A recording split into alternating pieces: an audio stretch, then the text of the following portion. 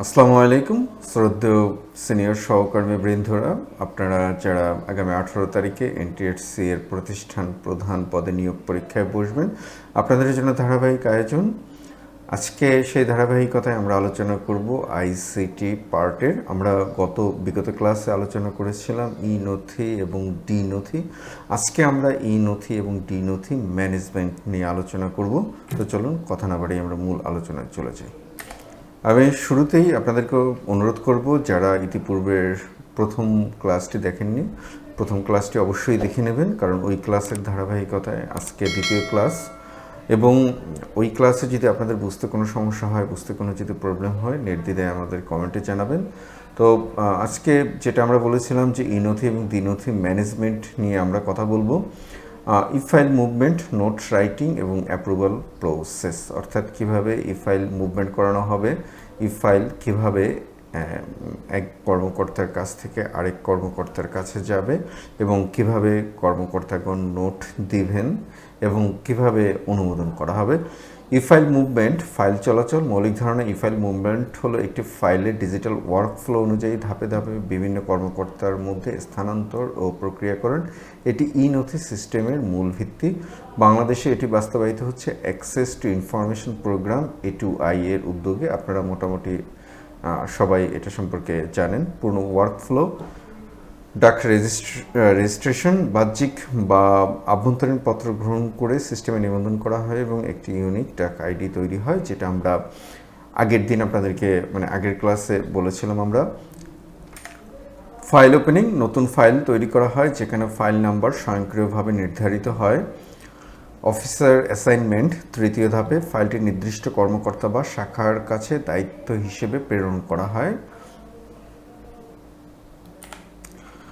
Note initiation, প্রথম কর্মকর্তা note লেখা শুরু করেন এবং প্রয়োজনীয় ডকুমেন্ট সংযুক্ত করেন। হায়ারার্কিয়াল মুভমেন্ট, ফাইল ধাপে ধাপে ঊর্ধ্বতন কর্মকর্তার কাছে যায় এবং প্রতিটি স্তরে পর্যালোচনা হয়। রিটার্ন কোয়ারি সাইকেল, ত্রুটি থাকলে ফাইল নিচে ফেরত আসে, সংশোধনের পর পুনরায় উপরে পাঠানো। সাবমিশন ফর অ্যাপ্রুভাল, চূড়ান্ত নোটসহ ফাইল অনুমোদনের জন্য উপস্থাপন করা হয়। ডিসপোজাল, আর্কাইভিং, ফাইল নিষ্পত্তি করে সংরক্ষণ করা হয়। নিয়ন্ত্রণ ব্যবস্থা, সময় ট্র্যাকিং, ডিলে শনাক্ত করা। ডিলে শনাক্ত মানে হচ্ছে যে একটি ফাইল একজন কর্মকর্তার অনুমোদনের জন্য আনুমানিক কত সময় লাগতে পারে এবং তিনি কতটুকু সময় তার ফাইল নিজের কাছে রেখেছেন। নির্দিষ্ট অ্যাক্সেস নিয়ন্ত্রণ, ফাইলের বর্তমান অবস্থা পর্যবেক্ষণ, অর্থাৎ বর্তমান ফাইলটি কোন কর্মকর্তার কাছে অপেক্ষমান আছে। নোট রাইটিং, নোট লিখন। নোট রাইটিং হলো সিদ্ধান্ত গ্রহণের জন্য বিশ্লেষণধর্মী মতামত এবং প্রস্তাব উপস্থাপন করার প্রক্রিয়া। নোট রাইটিং হলো এটা তো আমরা আগে বলেছি। ইস্যু, সমস্যা বা বিষয় নির্ধারণ। ব্যাকগ্রাউন্ড, পূর্বের তথ্য এবং প্রাসঙ্গিক প্রেক্ষাপট। রুল পজিশন, প্রযোজ্য আইন বিধি বা সার্কুলার উল্লেখ। অ্যানালাইসিস, বিষয়টির যৌক্তিক বিশ্লেষণ। প্রপোজাল, করণীয় নির্ধারণ। রিকমেন্ডেশন, চূড়ান্ত সুপারিশ, অর্থাৎ যিনি কর্মকর্তা যিনি নোট রাইটিং করবেন অথবা যার কাছে ফাইলটি যাবে, তিনি এই ধাপগুলো অনুসরণ করে নোট লিখবেন। লেখার কৌশল, সংক্ষিপ্ত এবং স্পষ্ট বাক্য, অর্থাৎ যিনি নোট লিখবেন বাক্যটি হবে সংক্ষিপ্ত এবং স্পষ্ট। অপ্রয়োজনীয় শব্দ পরিহার, অপ্রয়োজনীয় শব্দ ব্যবহার করা যাবে না। নিয়ম বা বিধির উল্লেখ, অর্থাৎ ফাইলটি যদি কী কারণে ফাইলটি অনুমোদন করা হবে বা কী কারণে ফাইলটি অনুমোদন করা হবে না, সেক্ষেত্রে তিনি সে সমস্ত নিয়ম বা বিধি উল্লেখ করে দিবেন। নিরপেক্ষ ভাষা ব্যবহার করতে হবে, অর্থাৎ আক্রমণাত্মক বা কারো প্রতি বিদ্বেষপ্রসূত বা কারো প্রতি পক্ষপাতমূলক ভাষা ব্যবহার করা যাবে না। উদাহরণ, প্রযোজ্য বিধি অনুযায়ী আবেদনটি অনুমোদনযোগ্য, অনুমোদনের জন্য প্রস্তাব করা হলো। এখানে আমরা একটি উদাহরণ দিয়েছি, যেটার মাধ্যমে কর্মকর্তা যখন ফাইলটিকে অনুমোদনের জন্য কোনো সুপারিশ করবেন, তিনি এ ধরনের অফিসিয়াল ল্যাঙ্গুয়েজ বা প্রাতিষ্ঠানিক ভাষা ব্যবহার করে ফাইলটি অনুমোদন করতে পারেন। সাধারণ ভুল, অস্পষ্ট সুপারিশ, অর্থাৎ সুপারিশটি স্পষ্ট হয় না। নিয়মের উল্লেখ না করা, অর্থাৎ এই যে ফাইলটিতে বর্ণিত বিষয়টি এটি নিয়মের মধ্যে কিনা সেটিকে উল্লেখ না করা বা নিয়ম বহির্ভূত কিনা সেটিকে উল্লেখ না করা। অপ্রাসঙ্গিক তথ্য সংযোজন, অর্থাৎ ফাইলের যে বিষয় সেই বিষয়ের সাথে সামঞ্জস্যপূর্ণ নয় বা সেই বিষয়ের সাথে প্রয়োজনীয় নয় এ ধরনের বিষয় সংযুক্তকরণ। অ্যাপ্রুভাল প্রসেস, অনুমোদন প্রক্রিয়া। ধারণা: অ্যাপ্রুভাল প্রসেস হলো ফাইলের উপর চূড়ান্ত সিদ্ধান্ত গ্রহণের আনুষ্ঠানিক ধাপসমূহ। সাবমিশন: নোট সহ ফাইল ঊর্ধ্বতন কর্মকর্তার কাছে পাঠানো হবে। রিভিউ: ফাইল এবং নোট যাচাই। সংশ্লিষ্ট কর্মকর্তা, ঊর্ধ্বতন কর্মকর্তা যার কাছে ফাইলটি যাবে তিনি ফাইল এবং নোট যাচাই করবেন, অর্থাৎ সংশ্লিষ্ট মূল ফাইলটি তিনি যাচাই করবেন এবং এরপর তিনি নোটটি দেখবেন যে নোটে আগের কর্মকর্তা কি নোট দিয়েছেন। ডিসিশন: অ্যাপ্রুভ অনুমোদন, রিজেক্ট প্রত্যাখ্যান বা রিটার্ন সংশোধনের জন্য প্রেরণ। তিনি তিনটি কাজ করতে পারবেন: অ্যাপ্রুভ করতে পারবেন বা রিজেক্ট করতে পারবেন অর্থাৎ বাতিল করতে পারবেন বা রিজেক্ট মানে প্রত্যাখ্যান, ঠিকই বলেছি আমি। আর রিটার্ন অর্থ সংশোধনের জন্য ফেরত পাঠাতে পারবেন। অথেন্টিকেশন: ডিজিটাল স্বাক্ষরের মাধ্যমে অনুমোদন নিশ্চিত করা হয়। কমিউনিকেশন: সিদ্ধান্ত সংশ্লিষ্ট পক্ষকে জানানো হয়। ইমপ্লিমেন্ট ক্লোজার: বাস্তবায়নের পর ফাইল ক্লোজ করা হয় এবং সেটাকে আর্কাইভ করা হয়। অনুমোদনের ধরন: প্রশাসনিক অনুমোদন, আর্থিক অনুমোদন, কারিগরি অনুমোদন। মূলত যে কোনো ফাইলে এই তিনটি ধাপে অনুমোদন চাওয়া হয়, অনুমোদনের আবেদন করা হয়। প্রশাসনিক অনুমোদন অর্থাৎ আইন বা বিধি সংক্রান্ত কোনো অনুমোদন।